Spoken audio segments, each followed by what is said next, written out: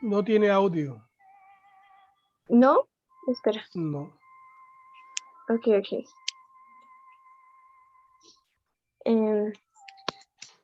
No sé cómo darle el audio porque estoy desde mi celular.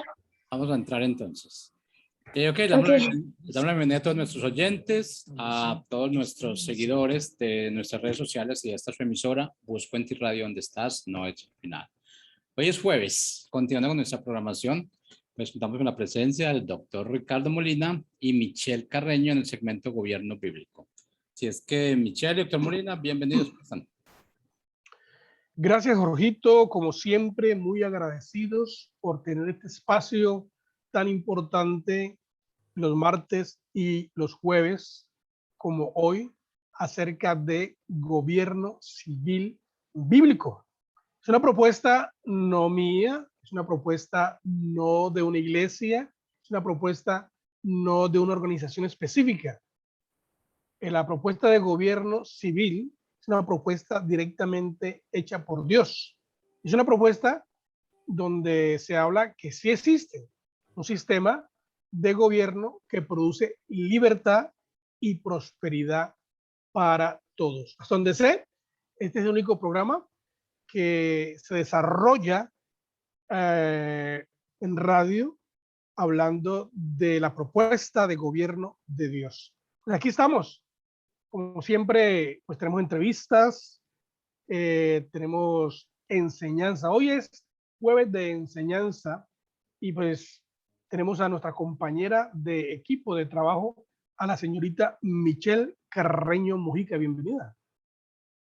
Así es, señor Molina, muy buenas tardes también para todos. Bueno, ya como dijo el señor Molina, estamos aquí en jueves de enseñanza y vamos a hablar un poco de este tema que pueden ver en el título, que es cómo como cristianos podemos resistir a la maldad. Así es. ¿Cómo resistir la injusticia gubernamental? ¿Cómo resistir la injusticia gubernamental? Este es un tema calientito, es un tema controversial, pero vamos a tratar hoy de tocar por lo menos una parte de las tres que tiene y tratar de demostrar bíblicamente que sí se puede resistir un gobierno tirano.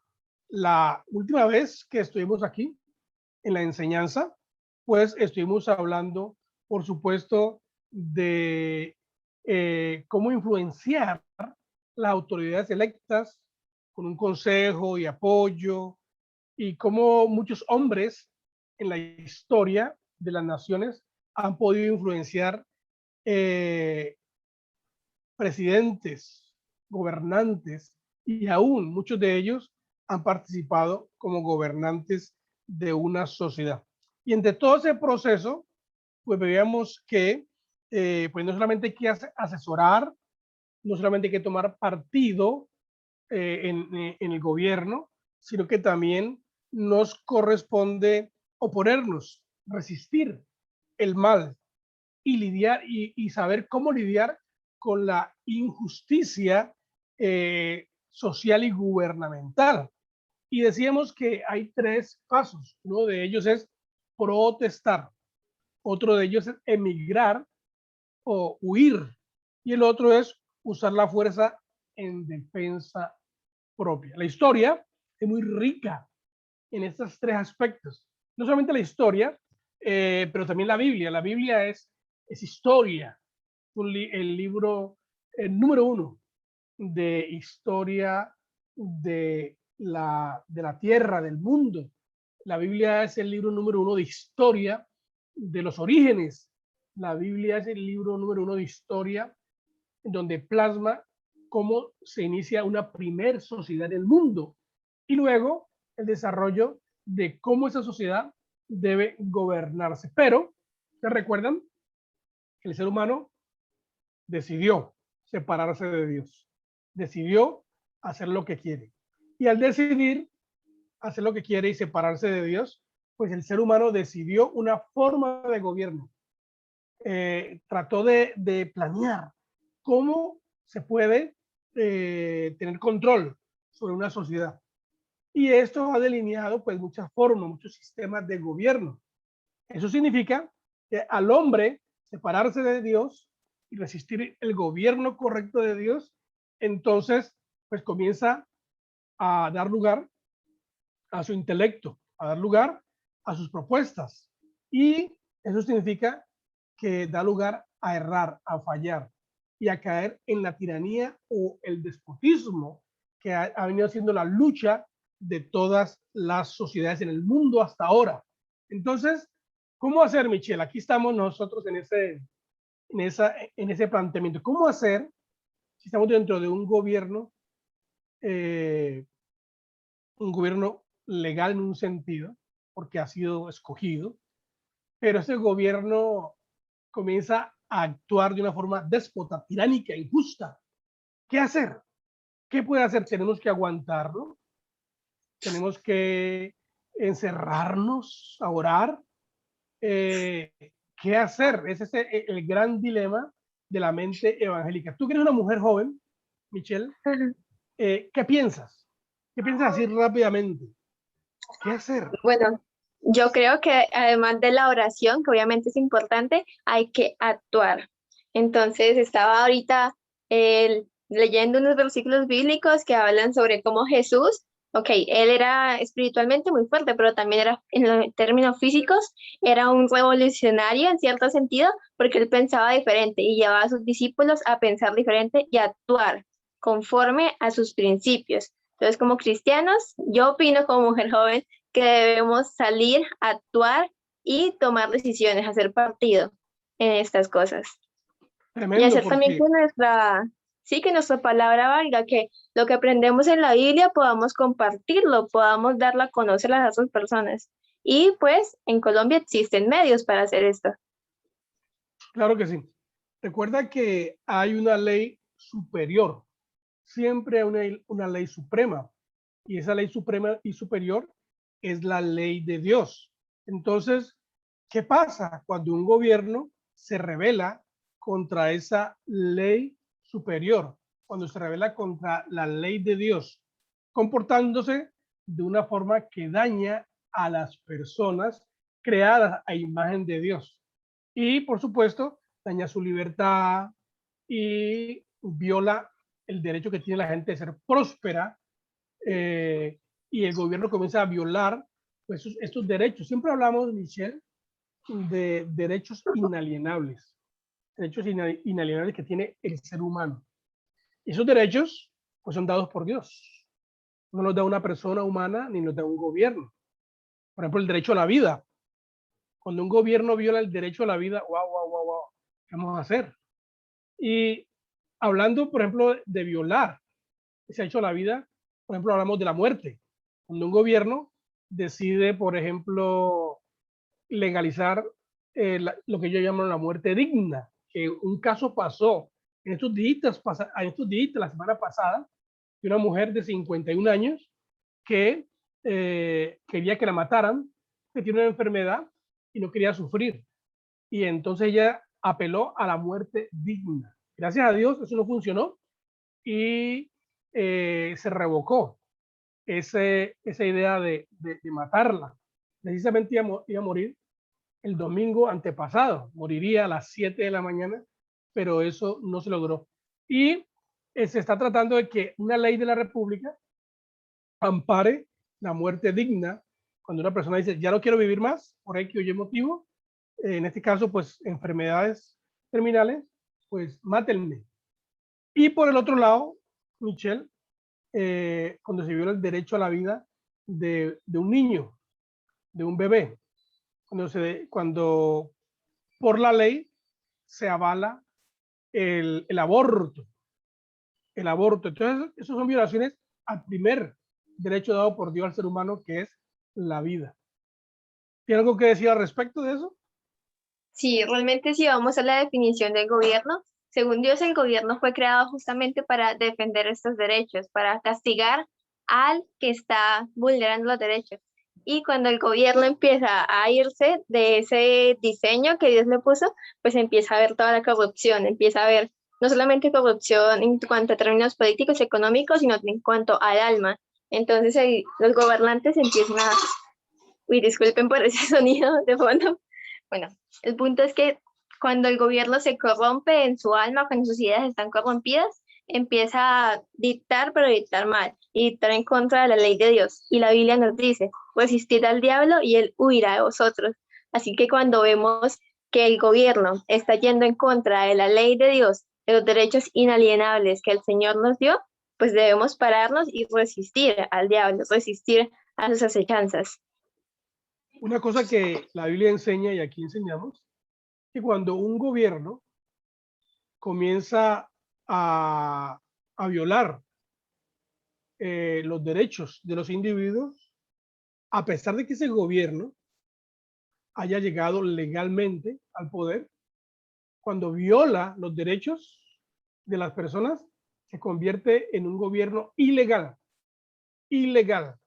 Y cuando un gobierno es ilegal, entonces los ciudadanos tienen el derecho a resistirlo, a cambiarlo, a quitarlo de su poder. En la Biblia, nosotros podemos encontrar un sinnúmero de ejemplos de oposiciones a la tiranía gubernamental. Tenemos ejemplos muchos, pero yo podría nombrar ahorita así rápido, nombrar al profeta Jeremías y al mismo Juan el Bautista, que son dos de muchos ejemplos. De hecho, Jesús mismo enseñó los pasos para cómo confrontar gobiernos abusivos, los cuales son pues modelos bíblicos para resistirlos hoy en día en el siglo XXI. Y entonces, pues, el primer paso que veremos, Michelle, va a ser el de la protesta. La protesta o acciones legales. Aquí, pues hay que tener mucho cuidado, ¿no? Porque en Colombia, en Latinoamérica, cuando se hace protesta violenta. Ahí tenemos que hacer la gran diferencia. Jesús enseñó a hacer protesta, pero no protesta violenta, sino protestas pacíficas.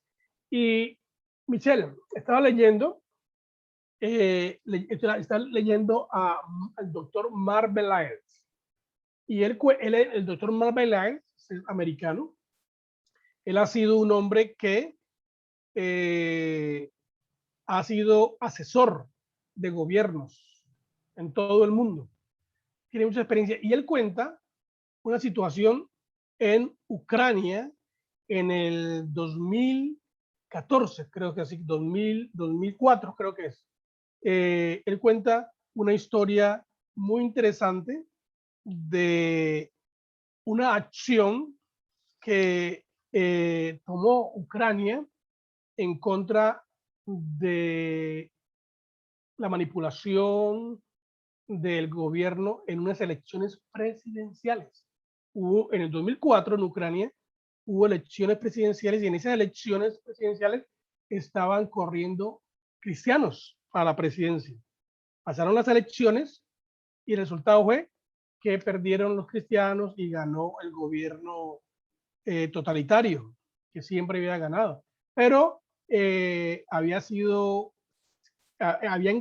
claras evidencias del fraude electoral. Entonces, ¿qué pasó? Como había evidencias del fraude electoral, los cristianos salieron a la plaza central en Ucrania. Era un tiempo de frío, porque usted sabe que Ucrania tiene un tiempo muy complicado, muy difícil de lo que llaman el invierno. Era un tiempo de frío y sin embargo los cristianos salieron a protestar. Y el gobierno de turno pues pensó, bueno, estos cristianos van a protestar, pero este frío y el clima va a ser por un día, 2 días y ya se acaba y se van, porque ¿quién va a aguantar eso? Sin embargo, más de 100.000 ucranianos salieron a la plaza pacíficamente y las iglesias y la gente alrededor que sabía lo que había pasado les traían pues cobijas, sacos, comida, y la protesta fue creciendo, creciendo, y no duró 1, 2, 5, 10, duró muchos días, a tal punto que los medios de comunicación, al ver esta protesta prolongada, pacífica de los cristianos y de la gente que había votado por este nuevo movimiento, los medios de comunicación decidieron decir la verdad y comenzaron a confesar. Sí, hubo fraude, sí, la cosa no funcionó bien, nosotros hicimos esto, y todo se destapó. Al destaparse, pues se anulan las elecciones estas y se da la oportunidad de correr otra vez, y en las próximas elecciones que se hicieron, este grupo o esta gente que corría ganaron. Eso pasó en Ucrania en el 2004. Eso es Europa. Muy, muy, muy interesante. Sí, y Entonces, además, dale. bueno, referente a esto, estaba viendo justamente unas noticias que quisiera compartir acá. Y es que esto no solamente pasa en Europa, sino que también ha pasado aquí en Colombia. Y es que, no sé si recuerdan, bueno, yo sé que ustedes recuerdan mejor que yo, pero hace poco se llevaron a cabo unas protestas y la Iglesia Evangélica salió a decirle que no a este plebiscito, a este acuerdo de paz que hubo aquí en Colombia, que con las FARC y todo esto. Y es muy curioso como aún en este noticiero que es el BBC, que es bien famoso, sale como en verdad estas protestas hicieron impacto. Y aunque al final pues no sucedió lo que esperábamos como cristianos, pues sí tuvimos un gran impacto en todo lo que fue el votar por el no a este acuerdo de paz. Entonces podemos ver un ejemplo que no solamente pasa en Europa, sino que también ha pasado aquí en Colombia. Es decir, cuando la iglesia se levanta, cuando los pastores empiezan a cumplir su función, que también es que todo el pueblo sepa la verdad y la viva, pues empiezan a suceder cambios, empieza a verse en la nación, se empieza a ver ese impacto. Y bueno, sí, aquí está un poco más acerca de ese acuerdo de paz y cómo el acuerdo de paz tenía algunas partecitas chiquitas, en letras chiquitas, que estaban defendiendo la diversidad de género y bueno, fue contra esto que se levantaron las iglesias. Entonces, sí, bien interesante cómo pasa allá en Europa, pasa aquí en Colombia, que cuando las iglesias se levantan y alzan su voz en protesta pacífica, pues suceden cambios, se nota una nación. Tremendo. Porque en mi Sí. mente, Michelle, eso está fresquito. Es como si hubiera pasado ayer. Eso fue el 2 de octubre del 2016. Ahí estábamos. Historia. Sí, señora. Ahí estábamos viendo cómo un gobierno tirano, en el tiempo, el presidente Juan Manuel Santos, quien le ha hecho tanto daño a este país con ese acuerdo de la FARC. Y el 2 de octubre ganó el no. No a el acuerdo de paz con la FARC. Pero el gobierno tirano y déspota dijo, bueno, aunque ustedes han dicho que no, lo vamos a hacer. Y al hacerlo, pues eso ha traído muchas consecuencias hasta el presente. Podríamos hablar mucho de esto, pero no es el punto. Sin embargo, pues cabe decir que la iglesia, la gente del bien, porque el 2 de octubre fue las elecciones, sí o no, pero hubo un evento en donde fue una marcha que los cristianos hicieron, 10 de agosto de 2016. Salieron a las calles, no solamente los cristianos evangélicos, los católicos, por todo el país, millones de personas salieron a decir, con mis hijos, ahí salió el lema, con mis hijos no te metas. Y eso trajo una cantidad de cosas.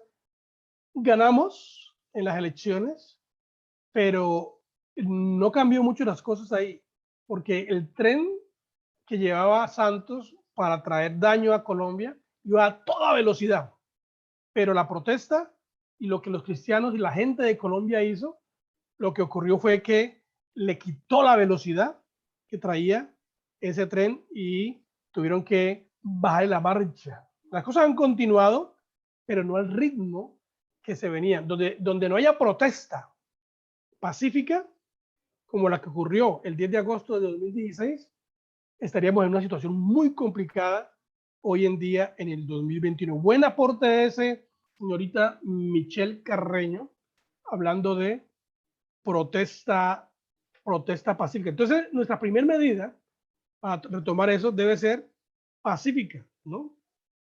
Protestar pacíficamente o tomar acciones legales, si es posible. Es posible. Estamos en un sistema muy complicado en donde las acciones legales son muy enredadas porque tantas leyes que tenemos aquí y no se han podido pues remediar cosas. Yo te voy a pedir el favor, Michelle, pues tú tienes un texto bíblico que lo podemos leer ahí para que miramos, para que nos demos cuenta cómo la Biblia habla de acciones que se deben tomar de protestar pacíficamente, que es el primer punto que veremos hoy. Luego en la próxima enseñanza hablaremos de el derecho de emigrar o huir, como han hecho los venezolanos, y también veremos después el uso de la fuerza en defensa propia contra el gobierno tirano. Entonces, en este orden de ideas, leeremos Primera de Reyes 12:16. Ok, Michelle. dame un segundo. Dame un segundo que estaba preparando el otro. Ah, bueno. Lucas 10:11 también puedes leerlo. Espera. Bueno, en Lucas 10:11 está hablando de cómo Jesús quiere que hagamos las protestas. Y dice, aún el polvo de este pueblo que se nos ha pegado a los pies, nos lo sacudimos en protesta contra ustedes. Pero tengan por seguro que ya está cerca el reino de Dios. Y bueno, hablando un poquito más. Ajá, dale. El contexto de todo esto es que pues Jesús nos manda a sus discípulos a ir a predicar el reino de Dios a todos los pueblos, pero nos dice que cuando no reciban a los discípulos con las formas que deben ser recibidos, pues ellos pueden protestar. Y lo hacían públicamente. No era una protesta que se encerraran en la casa a gritar, porque recuerda que en ese tiempo el gobierno no estaba permitiendo que se predicara el evangelio. No estaba permitiendo que haya la libertad de enseñar.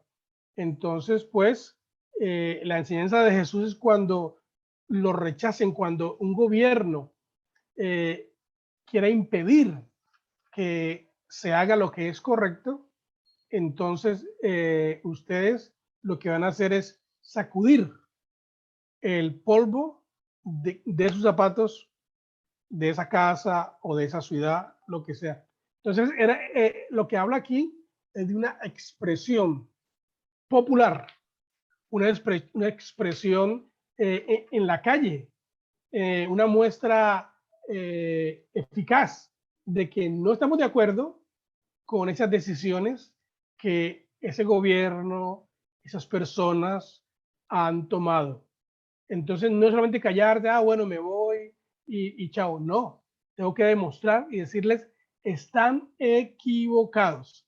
Así no se hacen, están rompiendo una norma, están en contra de un derecho que Dios ha dado. Hay otro pasaje también en 1 Reyes 12:16. ¿Lo tienes por ahí? Sí, claro que sí. Cuando todo Israel vio que el rey no les escuchaba, el pueblo respondió al rey, diciendo, ¿qué parte tenemos nosotros con David? No tenemos herencia con el hijo de Isaí.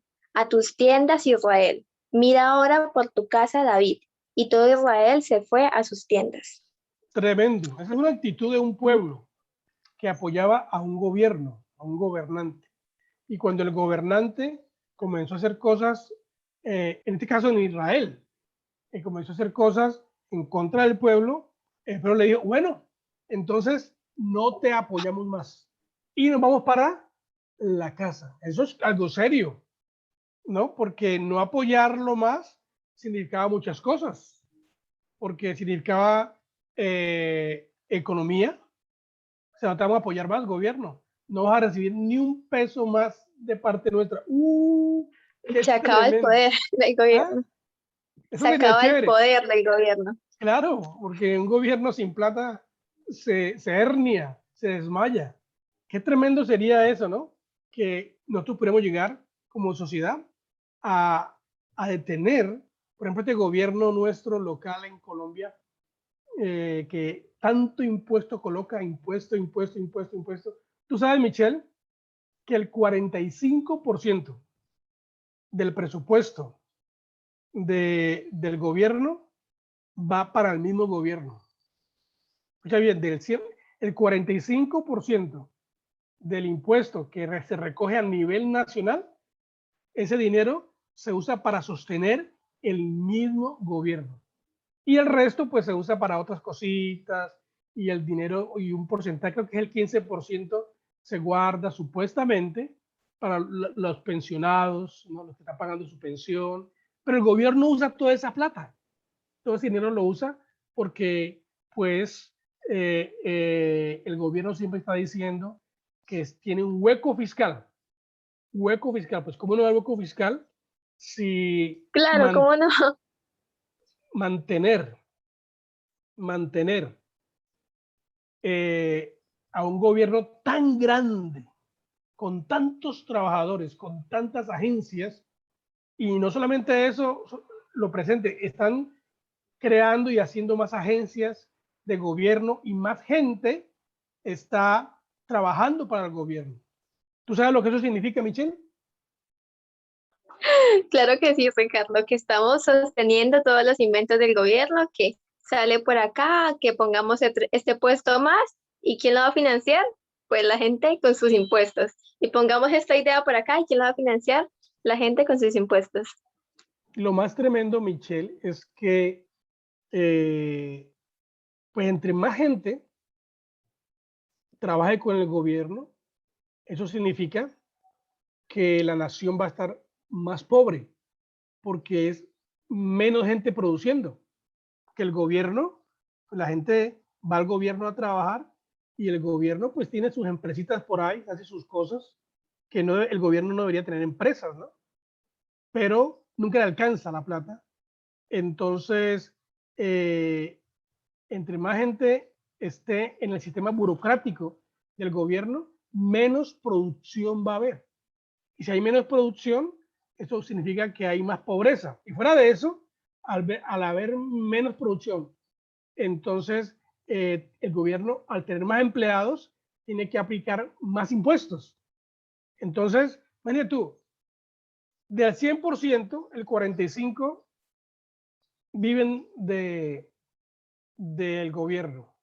Entonces, el 55% tienen que sostener, el 55% tiene que sostener al 45%, sostenerlos para que, entre paréntesis, desarrollen su plan de gobierno cada año. Por eso cada año tenemos lo que llamamos el hueco fiscal. Nunca el dinero va a alcanzar, nunca el dinero va a alcanzar. Entonces, ¿qué vamos a hacer? Por ejemplo, este año de la reforma tributaria, la gente protestó. Tristemente, la forma de protestar fue equivocada. ¿Recuerdas eso? Está fresco en tu mente, ¿no? Sí, sí, sí. Además, esto me recuerda como que ahora cuando escuchamos la palabra protesta, de una vez pensamos en eso, en gente quemando CAIs, gente por acá haciendo un montón de pinturas en las paredes, y eso es como se ha dañado la idea de lo que es una protesta. Claro, la idea se ha distorsionado. Sin embargo, tenemos que ser honestos y es que esa protesta detuvo la reforma tributaria del gobierno, porque lo que venía ahí era más impuestos, más opresión, menos libertad, porque el gobierno hace la reforma tributaria porque necesita plata, necesita plata. ¿Qué hacemos? Claro, ¿y para qué necesita plata? Pues para sostener toda esta gente, para sostener y tener más control, porque como el gobierno tiene control, ese es el equivocado. El gobierno déspota, tiránico, comunista, socialista, de esa filosofía, como quiere tener control de toda una nación, pues la única forma de tener control es tener empleados por todas partes. Es lo que pasa en los gobiernos comunistas así declarados como Cuba o como Venezuela. En Venezuela, si la gente quiere que le vaya bien, tienen que estar con el gobierno, trabajar para el gobierno.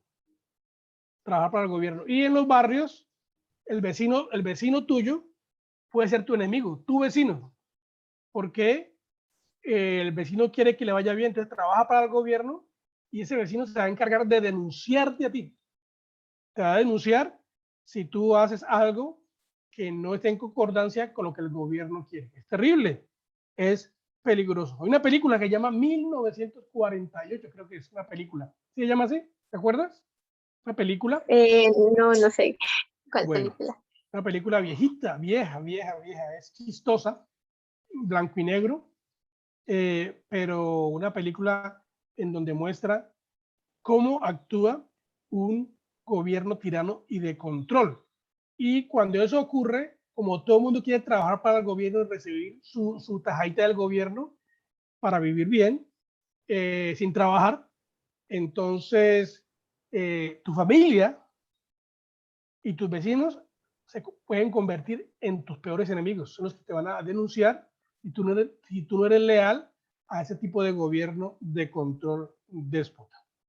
Pues bueno, estamos en una realidad, siglo XXI, una época en donde supuestamente tenemos la tecnología, tenemos más conocimiento, pero Jesús instruyó a sus discípulos a protestar públicamente si los oficiales de las ciudades les prohibían el derecho inalienable de dar discursos religiosos, la instrucción completa de Jesús para lidiar con gobiernos tiranos extraída de una enseñanza significativa encontrada en todos los evangelios sinópticos, en especial en el capítulo 10 del libro de Mateo y de Lucas que tú acabas de leer. Ahí está bien claro lo que Dios dice. En Mateo 10, nosotros vemos que Jesús advierte a sus discípulos que si ellos salían a ministrar la palabra, ellos tendrían conflictos contra los líderes de gobiernos y clamarían tener derecho a restringir la actividad. Recuerda, Dios nos ha dado el mandato y por ende el derecho de adorarle. Jesús nos ha dado el mandato específicamente, el derecho de predicar el evangelio a los no creyentes. Entonces, si nuestro creador nos ha dado estos derechos, no hay gobierno que legítimamente pueda detenernos. Por esa razón, en esta pandemia, ¿te acuerdas de esta pandemia? Estamos todavía ahí, se prohibió que nos reuniéramos. No nos podemos reunir a adorar a Dios. Es increíble, Michelle, que una de las primeras cosas que un gobierno tirano hace contra la ciudad, ponle cuidado a esto porque esto es histórico. Una de las primeras cosas es el ataque a esa parte interna de la conciencia, la libertad de adorar a Dios, la libertad de enseñar el evangelio a otras personas. Ahora en el siglo XXI hay países del mundo en donde si tú enseñas el evangelio, te meten a la cárcel y aún te pueden matar, porque está prohibido que la gente escuche el mensaje de Dios. Aún en China, yo sé que en China, por ejemplo, porque China pues es una nación muy grande, pero con ideas comunistas. En China, los cristianos, por eso se habla de la iglesia subterránea, o sea, la iglesia que está no pública. Entonces, sino debajo de eso. sí, entonces mire lo que me han dicho a mí en China, cómo hacen los cristianos. Como ellos trabajan en empresas, ellos les ponen sus vestidos de su empresa y están por ahí un grupo de los mismos con su vestido y están reunidos y en voz baja están hablando de Dios, no puede levantar su voz como la levantamos nosotros aquí, decir, gloria a Dios, aleluya, ¿quién vive y a su nombre? ¿No? Como, ¿no? Gracias a Dios no tenemos esa libertad todavía. Allá no pueden hacer eso. Y porque si de pronto pasa un guardia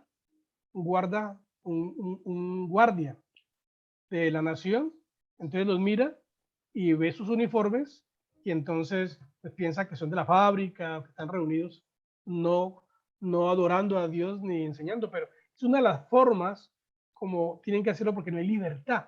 Entonces los gobiernos déspotas y tiranos, lo primero que hacen es impedir que la gente se reúna a adorar a Dios e impedir que se predique el evangelio. Pero nosotros tuvimos, bueno, lo que pasa es que esto con nosotros ha sido un enredo muy tenaz porque, pues por el temor al virus, ¿no? Y se aprovechó el virus y nosotros por temor al virus dijimos, sí, realmente no nos reunamos, no hagamos nada, no prediquemos, no salgamos a la calle, porque pues el virus es real, pero el gobierno mismo prohibió, ¿no? No se pueden reunir. Ahora mismo hay que pedirle permiso al gobierno. Pedirle permiso, ¿podemos reunirnos? ¿Nos dejan reunirnos como iglesia? Ya pues se está dando más apertura. Lo que quiero decir es que esto es una acción, una actitud de un gobierno tirano y déspota. Impedir que la gente adore. Y Jesús sabía esto. Por eso les dijo, mucho cuidado, porque les van a impedir a ustedes que hagan, que adoren a Dios. Nadie puede impedirle a uno que adore a Dios. Nadie puede impedirle a uno que enseñe o que crea en Jesús, porque eso sería terrible. Hay colegios en donde usted no puede predicar de Jesús, porque eso es ilegal, porque eso es imponer religión o lo que sea. Pero sí puede predicar de Buda, sí puede predicar de Mahoma, sí puede enseñar de Marx. ¿Qué te parece, Michelle, eso? En verdad me parece terrible y más porque yo lo he vivido. En mi colegio era como imposible que las maestras estuvieran hablando de Jesús como tal, sino que debían hablar de todas las religiones y debían mencionar a Buda y debían obligatoriamente enseñarnos acerca del budismo y enseñarnos que toda religión es buena y todo esto. Y eso solamente como hace ver cómo nos le hemos dado el poder al gobierno, el poder de que ellos digan qué se debe decir en las escuelas, digan quién se debe reunir, digan quién se debe esto, quién se debe lo otro. Y volvemos al punto de que cuando el gobierno va en contra de la ley de Dios. ¿Por qué? Porque la gran comisión, compartir a Jesús, es una ley de Dios, Él lo dio como mandato. Y cuando el gobierno viola ese mandato, pues nosotros debemos levantarnos, porque el gobierno no está siendo legal, sino que está siendo completamente ilegal, ilegítimo. Ahí donde viene la importancia, Michelle, de uno entender de dónde vienen los derechos. Mi conciencia no puede ser violada. O sea, el derecho a la vida viene de Dios. El derecho a la propiedad privada viene de Dios. La propiedad privada de la conciencia. Mi propiedad privada es mi libertad de creer en lo que yo quiero. Y mi derecho es a ser libre. Pero Jesús entendía esto y preparó a sus discípulos, ¿no? Y entonces Jesús les dice, por esa razón les dice que deben protestar. Y una de esas protestas es sacudir el polvo de los zapatos diciéndoles están equivocados. Entonces, no podemos aceptar la humillación en silencio. No está permitido que humillen a los cristianos o a los seres humanos quitando sus derechos inalienables. Al contrario, una protesta pública es requerida. Sacudir el polvo en las calles era un mensaje equivalente al de hoy de lo que llaman boicot o de retirarse de toda la contribución de la ciudad, como lo hizo ahí Israel, ¿no? Que se retiró. Vámonos de aquí, no vamos a apoyar al rey.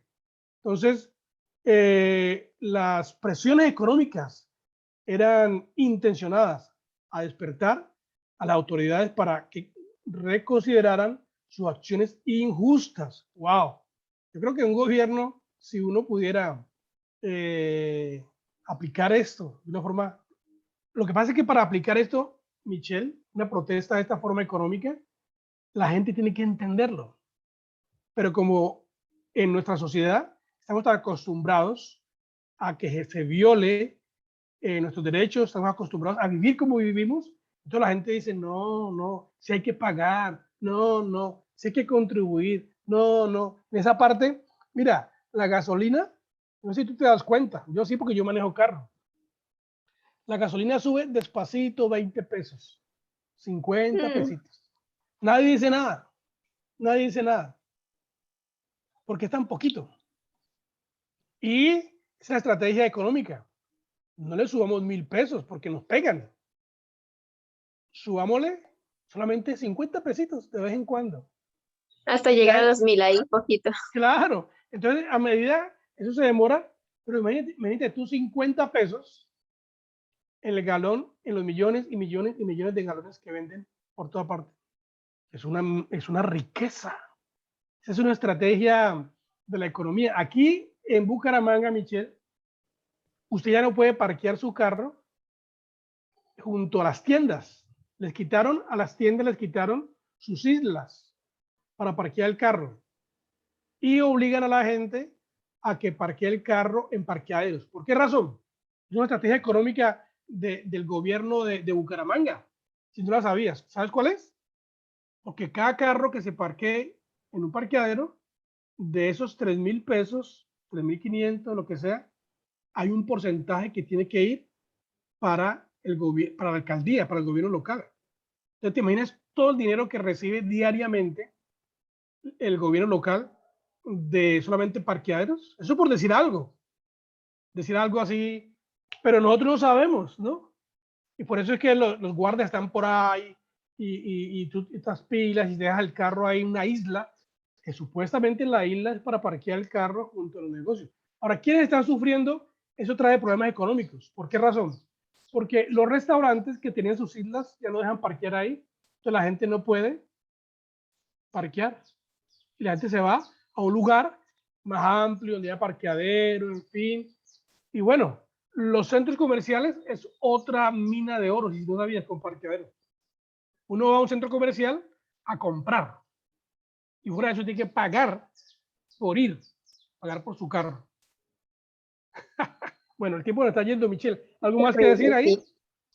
Bueno, por último, antes de que se nos acabe el tiempo, que ya estamos corticos, que no sé por qué el tiempo se pasa tan rápido, la verdad. Voy a compartir esta pequeña publicación y es una invitación a que como cristianos sí tomemos como este poder que nos ha dado a través de la protesta pacífica y en contra de estas cosas que pasan. Y es que el jueves 14 de octubre inició el primer debate sobre la posibilidad de despenalizar de manera total el aborto en Colombia. Así que como cristianos no podemos permitir esto, debemos levantarnos. ¿Por qué? Porque sabemos que el aborto es un crimen.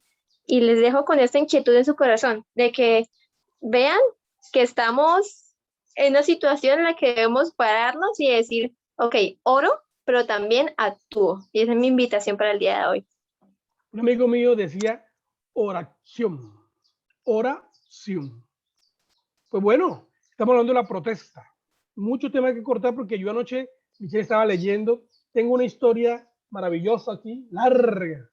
No sé si de pronto sobre cuando un líder cristiano, su nombre es John Knox, él reprendió a la reina Mary de Escocia.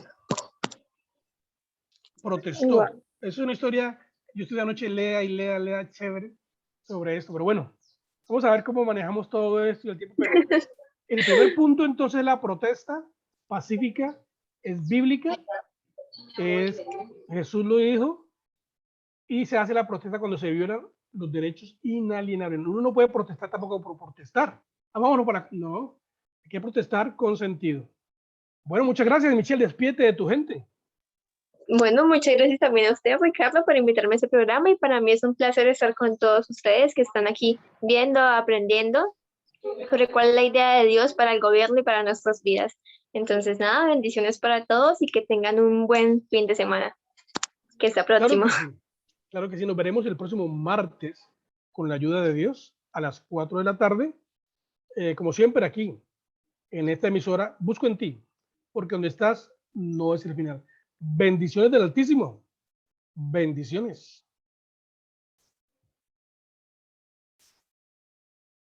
Escúchanos.